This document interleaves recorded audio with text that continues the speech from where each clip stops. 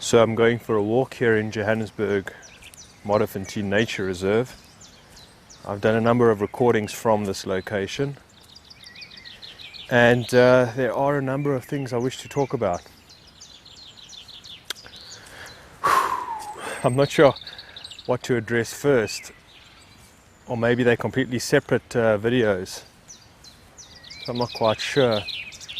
You know, the one thing I want to talk about, the one idea I want to talk about is what is the first step to self-actualization? What is the first step to becoming a self? To a step towards truth, authenticity, towards the authentic self. You know, what is the first step to awakening? What is the first step to enlightenment, if you want to call it like that, whatever it is? What is that step from going almost from an NPC to an actual real life player, right? Fully embodied, freedom of choice, activation of potential, etc., etc. What is the first step? And I've spoken about the process of deconstruction. You know, that one needs to deconstruct the false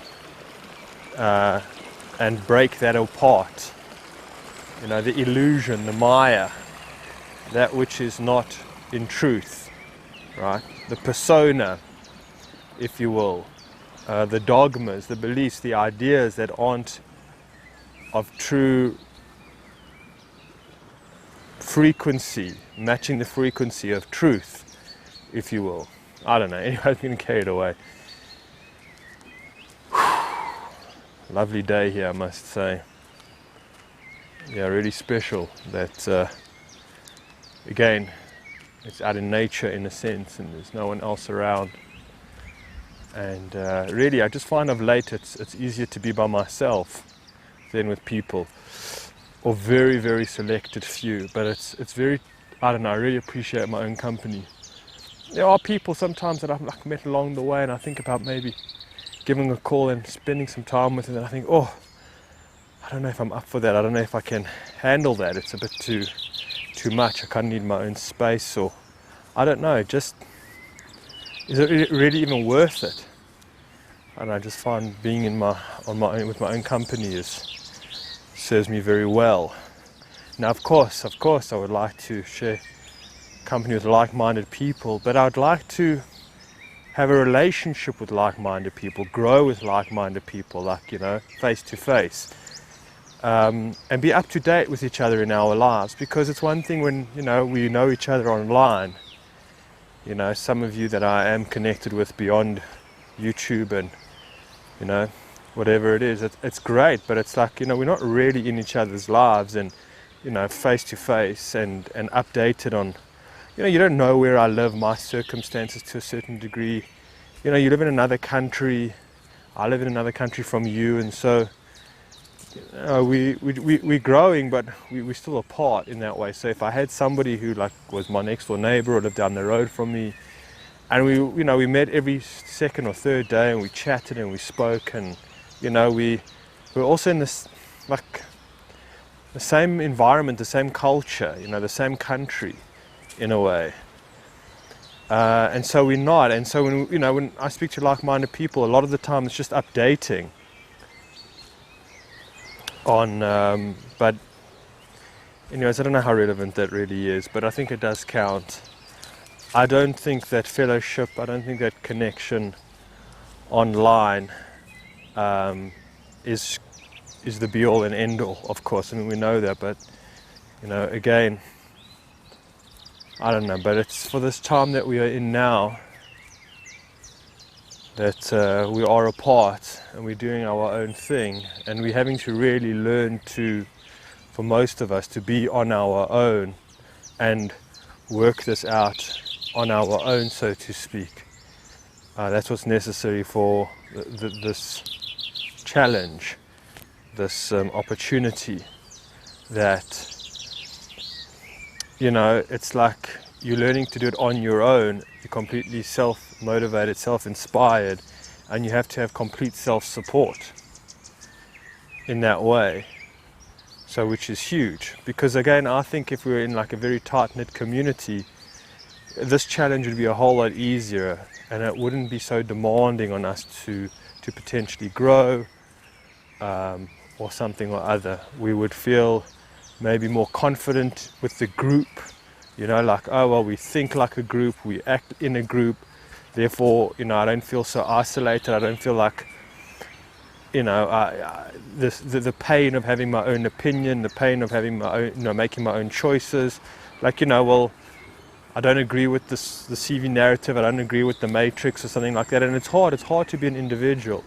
It's hard to trust yourself and your decisions and your uniquenesses, your talents, whatever you are about, you know, your spirit. It's hard to actually, like, I remember there was a movie, I can't remember what it's called, American Gods or something like that. I don't know if that's the right song. And then there's oh shit. In this movie, American Gods, he says, you have a choice. Either you believe you are crazy, or you believe the world is crazy. You know? And it's like, to believe that the world is crazy, to believe that the world is inauthentic, that it's a Truman Show, that it's a Matrix, right, whatever it is, that it's a play, and it's not what it appears to be. To believe that is very, very difficult to do.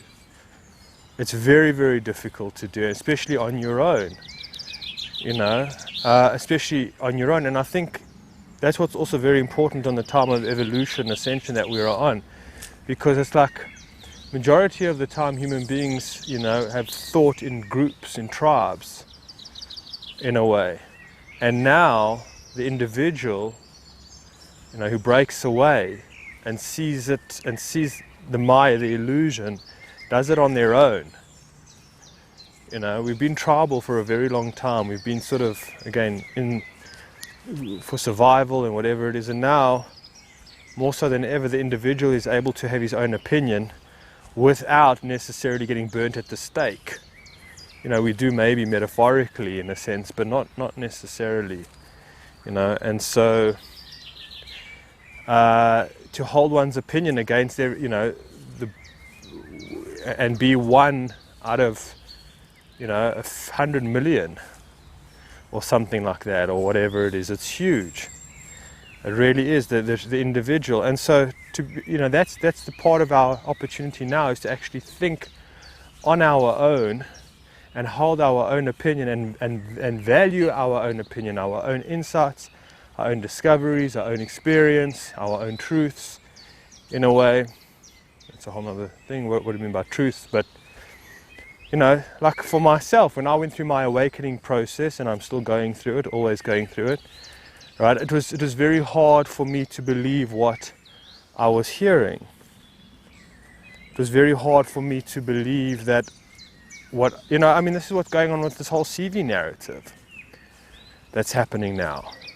Like, there's a lot of people who are on the fence and be like, you know, it can't be true, it can't, but, you know, everybody believes it. Countries in the world, governments, scientists, professors, you know, religious figures, it must be true, but I don't know, because the numbers don't add up, the actions don't add up, you know, it just seems like there's too much, you know, smoke without fire, and they're kind of on the fence, and they don't want to take that leap and say, and call it, you know, BS on it. They don't want to, because it's just too isolating. It's like, well, that I have to think for myself, then what the hell is going on? You know, opens Pandora's box. Like, why would they lie? Why would they deceive? What are they benefiting from this? You know, what kind of hot, you know, dark nature are these people who are pushing this? Who is pushing it? You know, whatever it is. And so it opens the mystery, and then it opens for your adventure and for your journey, and for you to think out of the crowd and to investigate and to find out. You know, and nobody really knows. None of us really know why they do what they do. We have assumptions. I have ideas. You know, the Bible speaks of things or whatever it is, but we don't really know fundamentally. It's very difficult to know. There's so many facets to it that we don't necessarily know. And so this opens the pathway, the doors, if you will, for most people. And then to go on this inner journey, it's very difficult. To go on this individual journey, it's very difficult. You know, so for most people, even though they smell a rat, even though that they you know, like when the towers fell, you know, back in 2001, you know, like, yes, suspicion, you know, like, where does money come from? How does it just come out of nowhere? What, you know? But again, you know, the individual is tasked, well, the non-individual, the uninitiated, is tasked with their challenge.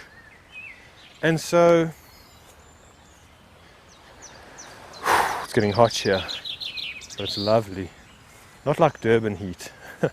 Durban, where I live, that's something else. Yeah.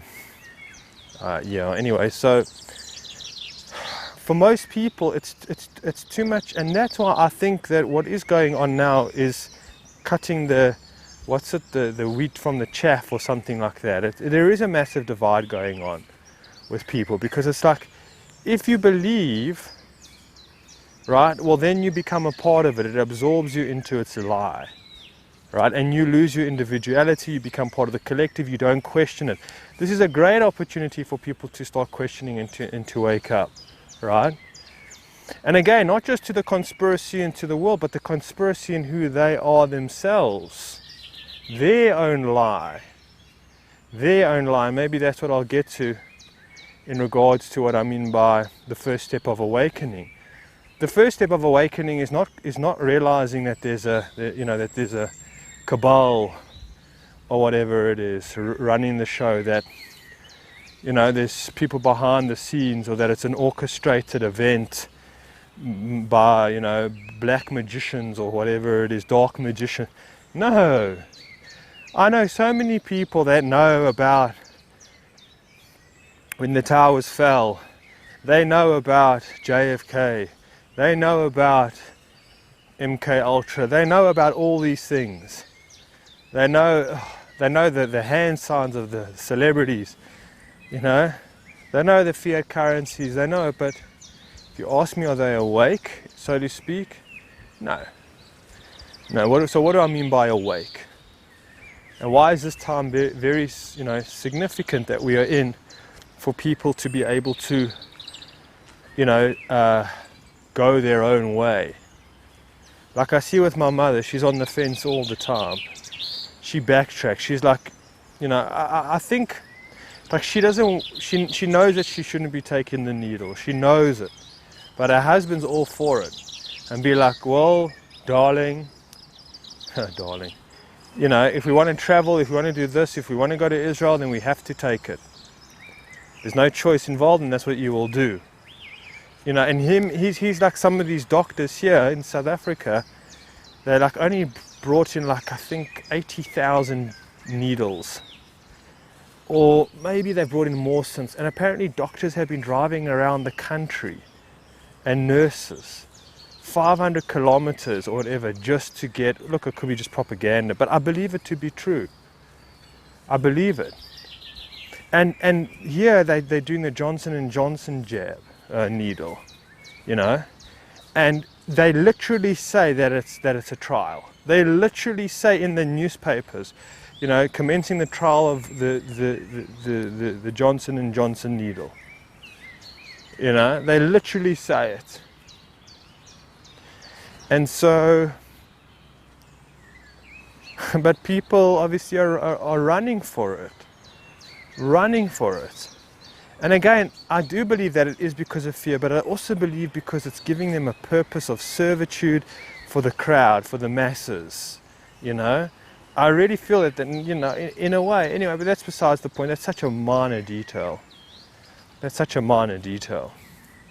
I think it's important to try to understand what kind of personality, what kind of, you know, disconnected, you know, being, disassociated being would go for the option of injecting something that they know has potential hazard on them.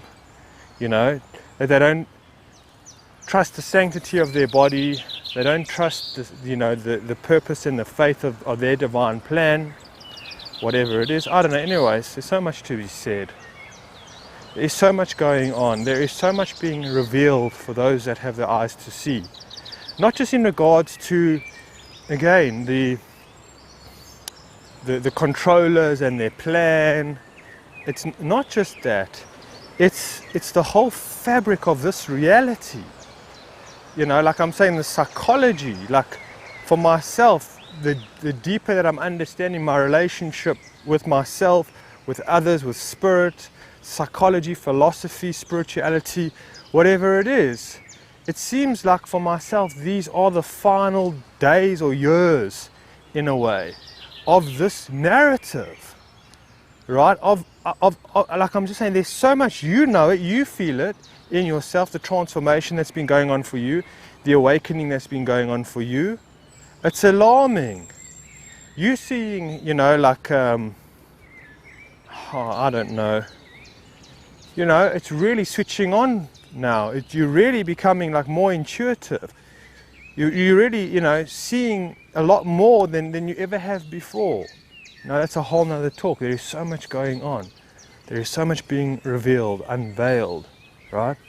Because again, I think it's like, at the end of a movie, when you've been watching a movie and you haven't quite understood the whole, it hasn't kind of made sense, but it is, and because it hasn't been explained, the dots haven't been joined. Like sometimes it's like there's different characters, there's different storylines following different characters, and you're not quite sure how they're connected or related, or if they are at all, but it's interesting and you feel that there is something, a thread connecting them, and then comes the end of the movie and it all comes into place. Like for example, the movie The Usual Suspects. The investigator who's investigating Kaiser Soze, played by Kevin Spacey. I'm not sure Kevin Spacey's name in the movie. But Kaiser Soze is the villain, and they're trying to understand this whole murder plot theme that happened, and that there's that scene with, the detective when he realizes that Kevin Spacey is Kaiser Soze, and it's a whole make-believe story, and he joins the dots. He goes onto the drawing board and the board behind him, and he joins the dots of all the stories, and it's like it all clicks into place. And he drops the coffee mug. For those that have seen it, I get like shivers thinking about it. It's slow motion. He drops the coffee mug, and he realizes that like even on the name of the coffee was, I'm saying, like Kevin Spacey was making up the story with pictures and whatever it is, the name on the bottom of the coffee cup. That's how he was fabricating the story, this make-believe story. And the detective realizes this at the end, and it's like it all comes together.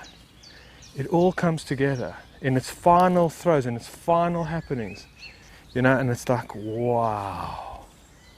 And that's happening now. That's happening now. And so it's the end. I keep saying it. I don't know. And if you ask me intuitively what I feel, which is huge, I don't know. Like when I've spoken about the great R that they talk about, with Klaus Schwab, and they talk about cashless, and they talk about all these things. Again, I still feel, I've mentioned this before, I still feel like, when they talked about, let's say, martial law, locking people down, or, putting in all these kind of controls, the world that we live in now, like nobody could have seen it if beforehand, if they didn't anticipate it being the CV story. You see, the CV story was the excuse, was the problem, and then the reaction and the solution in order to get the world to where it is now, accepting a trial version of a needle. You could have never anticipated, maybe you could have, but you can't work out the script so far in advance. You can't see how it's interlinked, how it's related. It's just too hard to do, right? Or it's not hard to, but we just don't think like that. You know what I mean? They wouldn't, it's, how do I say it? It's like I've said before, well, they talked about putting a chip under the skin or something like that. And 10 years ago, we would have said, oh, well, we thought that people would volunteer for it, not under any duress of having a health passport or something like that.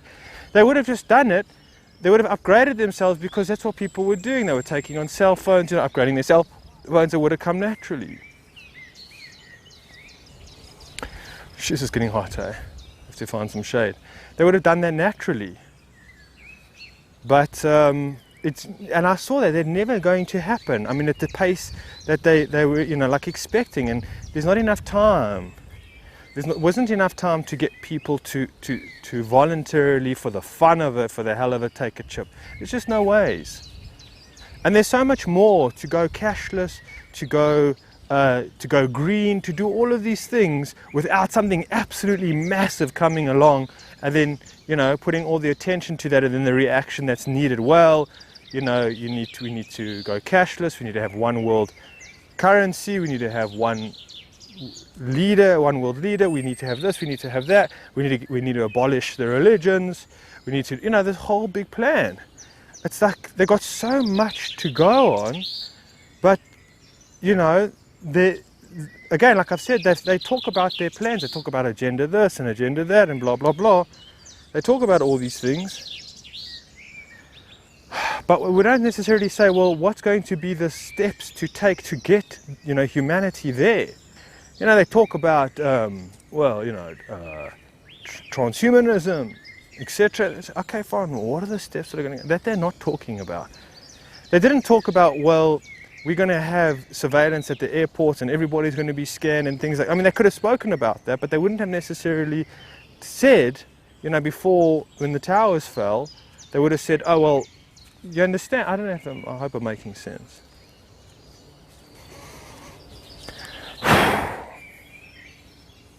I don't know. Anyway, so the cataclysm, what is the what do you call it? The event that's going to put these things into place. Because there has to be an event. You can't just say to the world, guys, we're going cashless and whatever it is, and maybe you need the economy crash, maybe you need a hack of some kind, a cyber hack worldwide of some kind. You need something or other in order to bring these things into place. Yes, people can say, well, with cash, that's how the CD traveled, and whatever it was irresponsible, it was on the paper of the cash, on the coins, that's how we figured out, okay, fine, so this is what we've got to do, maybe. But they've got to push harder than that. They've got to push harder to, like with the great R, where they say, you'll own nothing and be happy, or something like that. Or the restrictions, like when they say, well, you'll have to travel, you wouldn't be, whatever it is for the climate, we have to lock down the world again or something. Maybe, but they need to have something massive in order to bring in, these agendas, whatever it is. They can't just willy-nilly, happen. It needs to be a global effort, a global response, and a global reaction that needs to happen. And so I feel like something massive,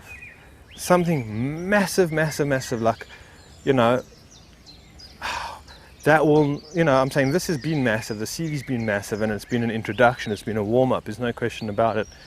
But I think what's coming next, right, and is going to be, and I think, I don't know, I think it's got to do with some kind of visitation, if you ask me, from another dimension, another planet, another galaxy, or something like that. I don't know. It's in the cards, baby. It's in the cards.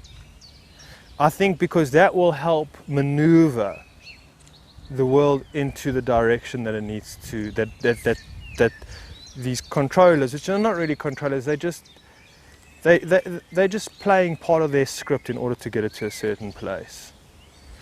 Anyways, that's what I prophesize in a way, and I think it's going to be huge. And I think just as the world has changed now from the CV, and you look at the world now, this is only a year ago. A year ago the CV story started. Look at the world now. It's almost unrecognizable to where it was 2 years ago. The novelty has become so overwhelming, right, that, is this even recording? Yeah. The novelty has become so overwhelming that it has completely reshaped, you know, the globe, right? If it's a globe, it's reshaped it. It's reshaped the psyche. It's reshaped the way of doing business to a large degree, you know. But let's just say even the psyche, the perspective, right? And whatever it is, the collectivization that's happened, the collective is, because I really do feel that so many people have lost their own unique spark individuality by joining on to this program, this agenda, this current affairs. This is what I believe. They've lost their souls in a way, so to speak. I just use it metaphorically, you know, in that way. And so that's what that's what's gone on, and many other things as well. Many other things. Lack of human connection or relationship to a large degree. That, you know, from even a parent to a child, because we are all this potentially virus carrying whatever it is. And if we think just because they bring out the needle that it's going to be over and we'll go back to the way things were, you can forget about it. People have become comfortable to a large degree, well, depending on the countries that you speak of. So it is hard to say, because it's not everybody. So it is, but it's the idea. It's this idea of keep your distance, of wear your mask and sanitize your hands, and do testing and do testing and do testing and whatever it is. And always be on the lookout, always be on the lookout, always be on the lookout. Right? That's sort of the mantra on the globe right now. Even though like let's say 40% don't necessarily buy it or believe it, I don't think it's that much. Whatever it is, maybe, I don't know. That's what it's about. I don't know if this is making sense, it doesn't matter, but what I'm saying is that never before has so much interest, so much focus on one narrative probably in the human history as we know it. Maybe if there was a flood of Noah or something like that, sure. But as a whole worldwide phenomenon focused on one hyper-controlled narrative, right, which is being upgraded, which is being tweaked every single day.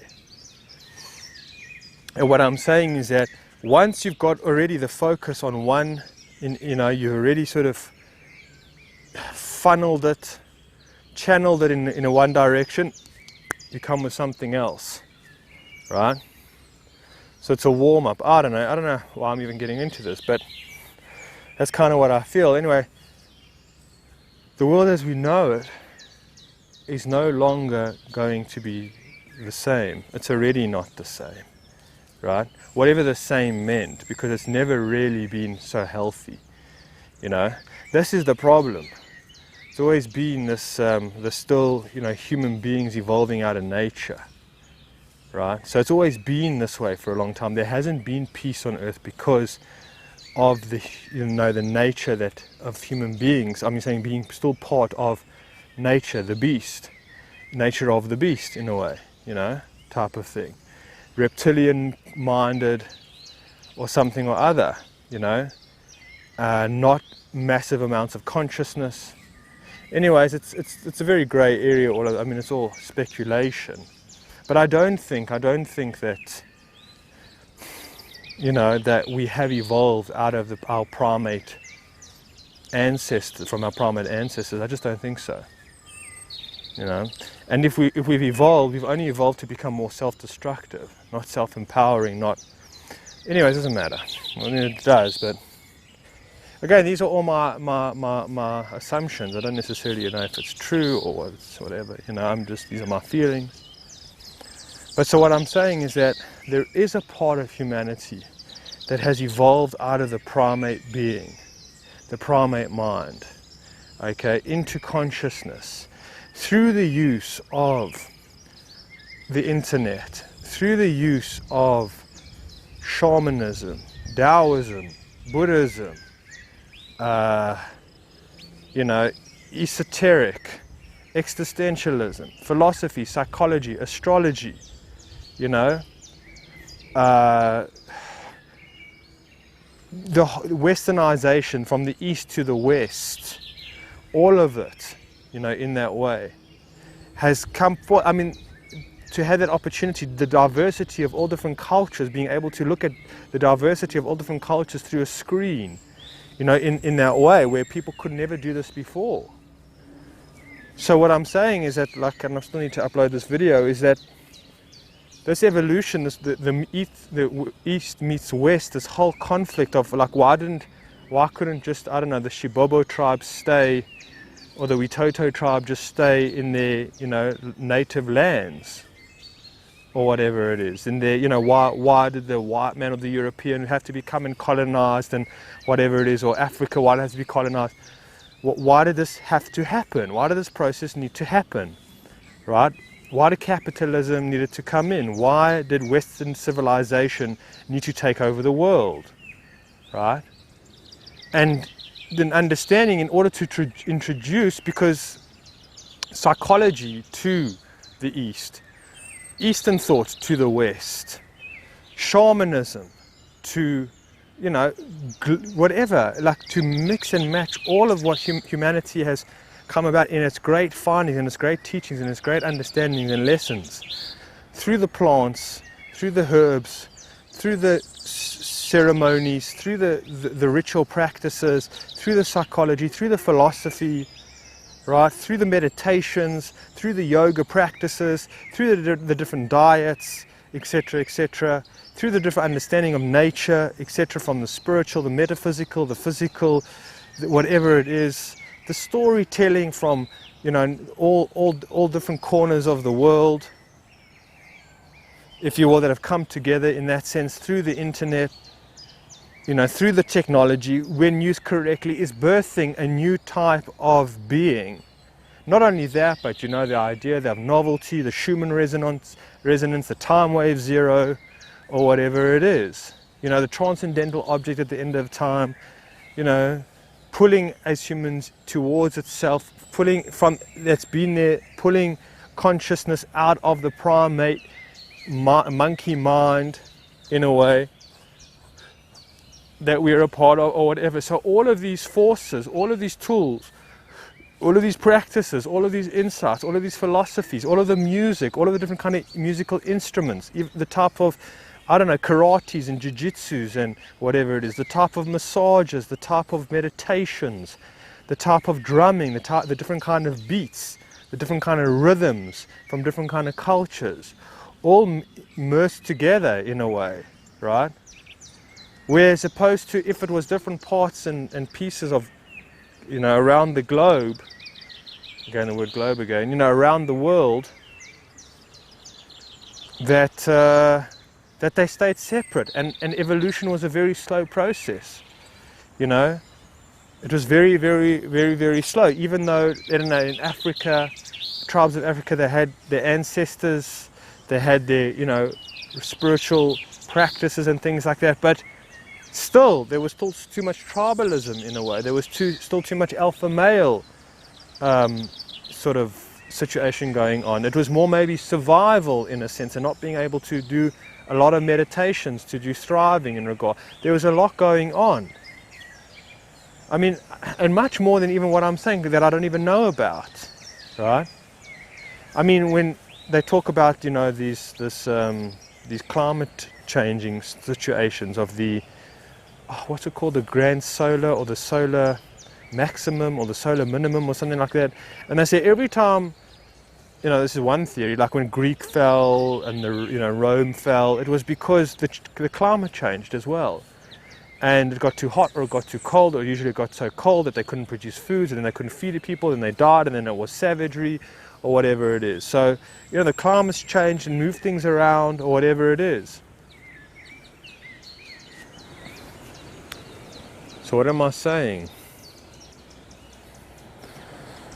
I'm not quite sure. I mean, there's a lot. There's just, I don't think we can appreciate and anticipate the actual time that we are living in now.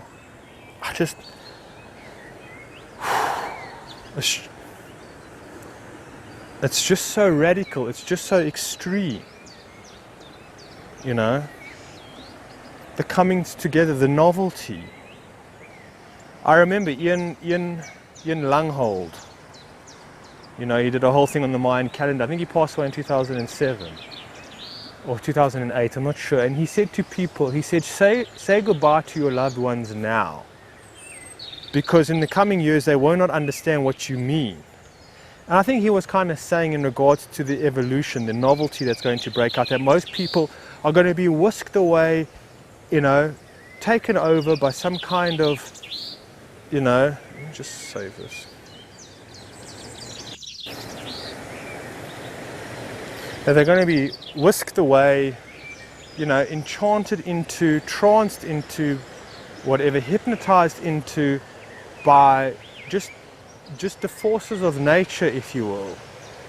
And if you can hear the waterfall, or it's not a waterfall, but the water flow, that they were going to be enchanted by novelty. They were going, it'll be moving so fast, it'll be moving so rapid, right, that most people will lose the ability to think for themselves, to understand what the hell is going on and whatever it is, and be completely detached from themselves. And so say your goodbyes now, because they're still somewhat present, but in the future, right, they'll be so far removed. And I do feel people are so far removed, right, from reality. They are so far removed from reality. They are so plugged into Cooper and Anderson Cooper, or whatever it is. They are so plugged into the mainstream medias. They are so plugged into fashion. They are so plugged into their ego, their personas, you know, and whatever it is. They are so plugged into the matrix, more than they have ever been. And I think that's what, you know, Ian Langhold was saying. He said that the novelty will be so extreme and it'll be so intense that most people will be swept away by, not by just the change, but those that were sort of directing the change in the direction that they felt it needed to go, for their own desires. It's not really for their own desires. I mean, they're still playing a part, which is something that's very, very hard to understand and believe, that even the controllers, the cabal, whatever you want to call them, you know, these people, empire, you know, whatever you want to call them, that they, you know, are still part of the process of the human evolution. You know, that they come in, they are the necessary chaos in order to produce the opportunity for consciousness to evolve. Just like, again, if any species is not challenged by an opponent, it doesn't grow, it doesn't evolve, right? And so therefore, it's hard to understand to be a necessary evil, you know, but that's what you kind of need. Like, that's why I think so much in the Amish community, which I've been doing more research, so you know, it's changed. That, like, their sense of order is actually, well, I don't know how to. Anyways, it's a whole other thing about the whole relationship of order and chaos. You know. Anyways, I don't know. Of late, I've just felt like really stoned, in a way, without smoking anything or doing anything. I think the last few days, which is great, it's cool, it's nice, it's very unusual, it's very strange for me. Even like as I'm walking now, you know, I feel like I'm walking in a dream. And I know I'm not dreaming, but it's like, it feels that way. Life feels more that way, you know, and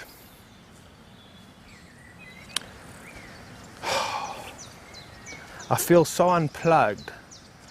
I feel so, I mean, look at me now, man. I'm walking here in this, you know, so far out in this nature reserve. I'm barefooted, you know. I'm doing this kind of recording in the heart of the city, you know. I'm not married.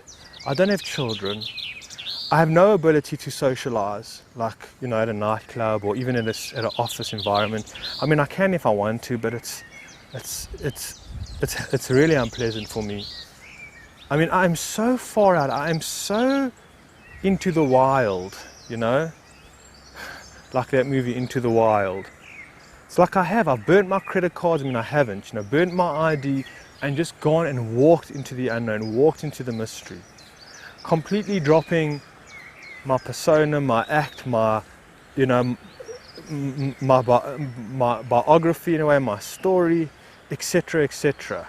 And saying goodbye to this world, in a way, talking about this kind of conversation where, I don't know how many years ago it was,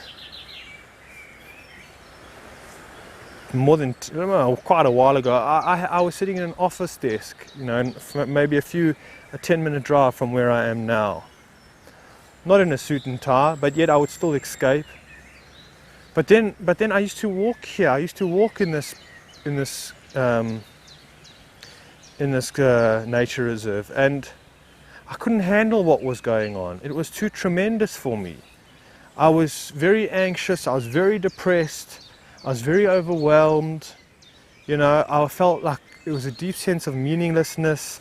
It was very chaotic. I felt very helpless. I felt very alone, very isolated, very insecure, very uncertain, very highly troubled. Right? I felt very dazed and confused. Right? Didn't know what I was doing with my life. Couldn't relate anymore so much to people. Didn't feel a drive for money.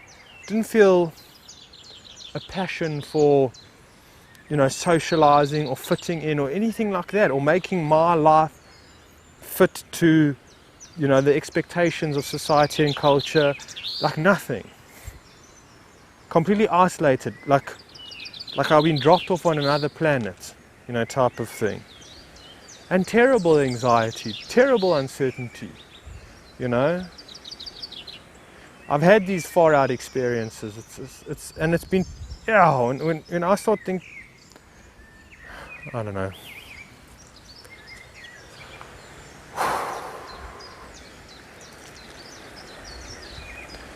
I just again, like, feel almost that I don't belong here anymore. I felt like that for a very long time, and I don't know what that means. And I think you feel the same way too. And it's a very, very complicated feeling. It's a very, very intense feeling. You know, so for myself now, I can handle it because I think I've built, you know, I mean, it's tough. I can handle the you know, I'm not anxious. You know, I get very frustrated. I think the anxiety is replaced with frustration. I'm able to calm myself down. I'm saying if I'm feeling anxious, you know, so far so good. I'm able to feel like I've created a foundation in myself whereby I know more of who I am in truth. That I'm not so, well, what happens this, or who am I? I don't know what this is. I don't know what to make it. I don't, you know, like, I didn't have a foundation. Well, is the world maybe just a whole illusion? Is it just a practical joke? Is there really a God? Is it maybe when we did type of thing? You know, there was a lot of unanswered questions, and there still is. But I have a lot more confidence in myself and the whole process that's unfolding. And I have seen magic happen in my life where doors have opened at just the right time and other doors have closed at another time, and whatever it is. And I can see much further and much bigger, a higher perspective on things where I didn't before. I was so stuck, you know, not just stuck but glued, and it was just so difficult because I felt so real. I felt like so passionate, so vibrant, so alive, and I just felt everything else was so humdrum and everything else was so dead. Like there's just no life, there's just no energy force or whatever it was. It's like, what the F is going on here? You know, what the F is going on? I still feel that way, like even now with my videos. I don't know how many of you are listening, maybe a handful, 5 or 6. And I would think that because of the things that I'm experiencing and feeling and going through, that more people would be interested in like me in the same way. But the truth is that there isn't. There isn't. People aren't interested in my videos. They're not interested. I've been on YouTube for how long? And I know I go on about this, but it still amazes me. I thought for myself there'd be others out there like me. Like I can't be so, you know, extremely unique or whatever it is, or having these kind of experiences on my own. There must be others, but they're not. They prefer to listen to other people that I feel are really just speak for the sake of talking, do videos for the sake of talking, or whatever it is. Now there are good people out there. There's no question about it. You know, I'm not going to mention names. I mean, there certainly are. There's no question about it. But like, still, it's just, I don't know. You know, it just really that I can't understand. To Lord, I can't understand how few of people like myself I have really met along the way. That I can't believe. And this was one of my biggest problems, is that I couldn't hold the fort on my own. And I couldn't hold the fort on my own. But I also see very unique people. They're very few, but I also see unique people on YouTube. You know, I do see them. And they are very unique in their own way, and you can't put them into a box. And they're the most unusual kind of characters you could ever imagine.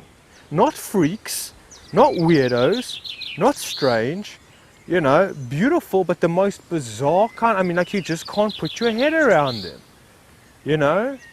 They are just so peculiar, but in a good way, in a heartful way. They're like, they know who they are. They know what they're about, and they're in servitude of that. They're living in truth. They're living in life. And it's like, but it looks so bizarre because it doesn't look like a politician. It doesn't look like a, you know, a Casey Neitfeld or whatever, you know, that guy on YouTube with the cameras and all these sleek looking videos or whatever it is. You know, it's not an Alex Jones. It's not a David Icke. You know, in that way, it's none of that. It's so bizarre. It's so unusual. And there's just so much to learn from these people in the example that they are about. But it's so few. It is so few. Don't know why I'm going on about that. You know? But again, like, questioning my passion or whatever it is. How many times I've had a conversation, you know, I've had a conversation with somebody that doesn't understand what I'm talking about. Like with my mother, even last night. It's so hard to break down what I'm talking about. Like, you know, I'll say something, she's, no, people aren't vindictive, like unconsciously, like a mother to her own daughter or a son to his own, you know, I mean, a friend to... I said, yes, we are. We have no idea what the docs... She doesn't understand what I'm talking about. She can think that I'm just being negative or whatever it is. When I talk about, you know, the energetic nature that we have relationship to animals and our ability to sense, it's like, what are you talking about? Animals are dumb. Animals don't feel anything. You can't talk to animals. You can't have a relationship really with animals anyway, unless it's your doggy that's so cute or whatever it is. It's like, you know, Oscar, come for dinner or something, you know, whatever. Like, just, no, like, they don't understand the intelligence of monkeys. You know, it's a monkey beating on the chest. Like, I don't understand. They don't understand how everything is so alive. Like, that's a freak out, you know, when you take mushrooms or something like that, you realize, oh my word, everything's got a bloody heartbeat. It's all heartbeats everywhere, gazillions of heartbeats, you know, in this leaf, in this tree trunk or whatever it is, in the flow of this water. It's all alive. We are swimming in it. We are, you know, we have not, but people are like absolutely, completely, you know, the rays of the sun, the feel of the wind, the heat, everything, man. And yet they completely, you know, they're sitting at home, glued to watching Kim Kardashian putting on, doing a makeup class. It's just, it's so extreme. It is so freaking extreme that human beings can take their life force energy and just focus it in an area that is so, you know, so low in vibration, so low in mystery, so low in transformation, so low in connectivity. It's like, what the hell? You know, it's like, it's just unbelievable that people can sit and watch and waste their lives away, you know, perfecting the perfect selfie photo, getting the filter right, getting the position, the jawline right, or whatever it is, the lighting right, and spend hours doing that. Going out to buy an outfit in order to take the photo of wearing that outfit, and then go to a, you know, go to even nature, go to the beach, but not even realizing that you're even at the beach, not even realizing that you're in nature, not even realizing what's going on around you. You're completely asleep. You're completely asleep. It's absolutely amazing. And then for the conscious individual, walks around, and like I said, everything is vibrating. There's just so much color. There's just so much contrast. There is just so much life. There is just so much mystery. There is just so much adventure. Adventure. You know? How is it that you keep a lid on all these things? How is it that you can dumb down? What the F? WTF? That we can get, you know, we think we're having a conversation by sending a bunch of emojis to one another. I get so frustrated with people. I get so annoyed with people.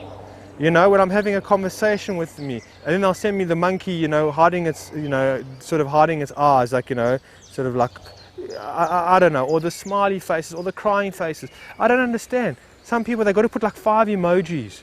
You know, the guy smiling to the left, you know, like then a bigger smile, and then the one smiling with tears, all in one shot. Like, what the hell are you doing?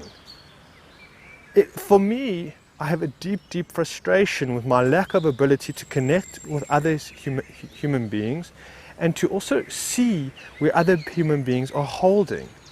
Like, I just can't fathom it. Like, I just can't fathom it. And again, it's not to say I'm a judgment on people or whatever it is. I don't know how it works. I don't know. You know?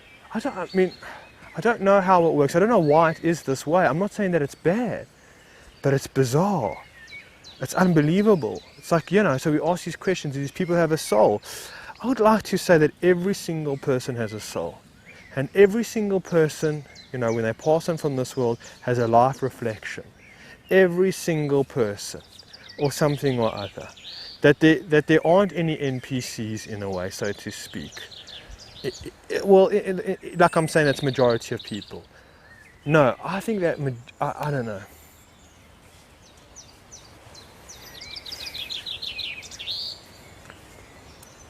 Every individual's got a soul. I mean, every human being, no matter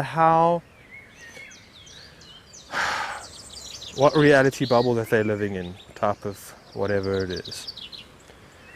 Just like I think every animal has got a soul, except for mosquitoes, you know, but I'm saying more of the sentient ones. I don't know. Anyway, I'm just getting tired, and yeah, so it's remarkable. This whole existence is absolutely remarkable. It's just, but I mean, here I am, in this nature reserve. I haven't seen a soul, thank goodness, but I haven't seen a soul. It is so lush, it is so beautiful. You know, there were some few people sitting by the barbecue area when I came in. But it's like, you know, even for my mother, she like tells me this morning, she's in Johannesburg, she's like, I don't know what to do. Like, there's nothing to do, I'm so bored. Like, maybe I'll go to the nursery and pick out a flower or whatever it is. I'm so bored. I say, why don't you come to the nature reserve and take a bloody walk? Okay, they're a bit worried that it's not so safe, but look, if you take the initiative and you find out that there hasn't been any incidences or whatever it is, you take some pepper spray with you or something, whatever, the whole story is, come into nature, man. Come take a walk here. Come listen, just sit by the rocks, reflect. You know, I try and help my mother in so many ways. And I keep telling her, reflect on your life. Reflect on the person that you know, the story of your life, your relationships, to yourself, to your husband, to everybody, to life, to nature, to God. Reflect on it, huh? I mean, I don't mean to disrespect her in that way, but it's like, come on. Come on, but you don't see anybody walking here, nobody. It's a perfect day, it's overcast, it's coming over. The weather's beautiful, man, this is where it's at. This is where it's at. Look, I know most people are working, but you know what, at 1 o'clock, if you've got a car and you live within the area, you bloody well take a drive here. You take a drive and you come and you take your shoes off. And you walk for 20 minutes or so, you eat your lunch over here, instead of sitting in the, you know, in the cafeteria with everybody else, or going, you know, something or other, sitting at your desk, checking out your Facebook while you're eating your food. Come and explore. Come and explore. Come and feel. You know, that's what McKenna used to go on about. I can't believe I'm still talking. That's what McKenna used to go on about. He said, like, you know, in a world that people are willing to bungee jump out of airplanes, skydive, river raft, do the most extreme kind of sports, but like they won't take DMT. Like they're too afraid of taking DMT. That's where the real action is, you know. And that's a we adrenaline junkies, but not for the truth, not for life. not for vitality, not for the mystery. Like we're not. And that's why I think and I feel it is the end of history at the same time. Because then there's no purpose. There's no purpose. Human beings are to bring meaning out of nature. Meaning out of nature. The animals can't do that. The monkeys can't do that. They can't write poetry, right? Or whatever it is. They just can't. That's human beings' job, is to bring meaning out of nature. Otherwise, nature just keeps on doing what it does and whatever it is. And I do feel that animals even have choice as well. And they do evolve. I mean, everything has a purpose. Everything has a reason. I'm not going the right way. Everything does. And so, losing my train of thought here.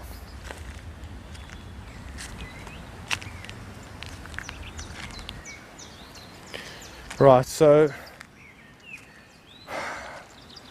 if there's no meaning, if human beings are not making meaning out of this, if we just become robots, right? If we just become part of a crowd and we lose our individuality and we lose our divine spark, and all we are is plugged into our iPhones or smartphones, whatever it is, our HD televisions, being injected all the time, being radiated, whatever it is, if that's all, then there's no reason. It doesn't serve the purpose anymore. You see, it doesn't serve the purpose anymore. Once, and so why shall it carry on?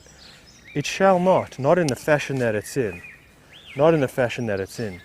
So human beings have been turned into something else or other. Who knows why, who knows how, for what, we don't know, we're in a mystery, right? But that's where we're at now. That's where we're at. And so, but I don't think that there isn't pockets of consciousness. I don't think there isn't people that maybe are listening to this kind of conversation, this kind of material. Maybe 3 or 4 of you that still have made it this far. Again, most people, I don't know, saw a suggestion video next to mine playing here.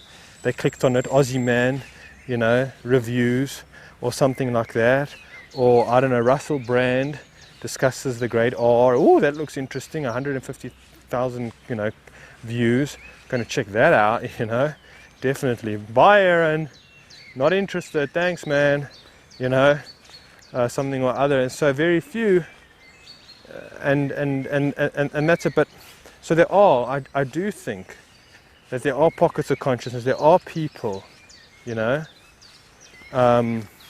that are around. There are people on YouTube with YouTube channels. There are people that I feel are ready and prepared and would know how to start a new kind of story, right? A new kind of dimension, if they were given the opportunity.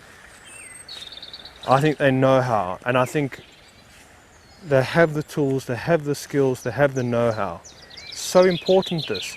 The artists, they are the visionaries, they are the pioneers, they are the mystics, they are the saints, right?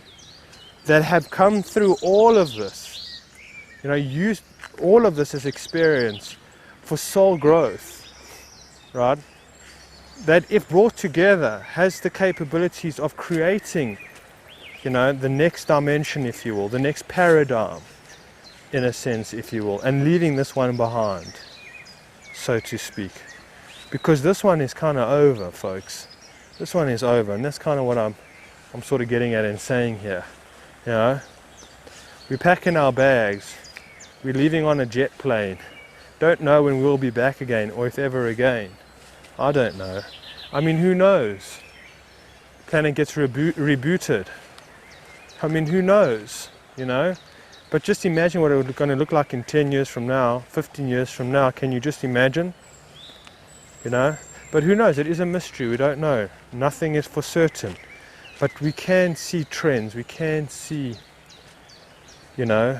seasons. We can see trajectories. We can see and we can intuitively feel. And so we must. All right, folks. If you made it this far, really, I'm deeply indebted to you for that. And in much appreciation and gratitude. All right, take care.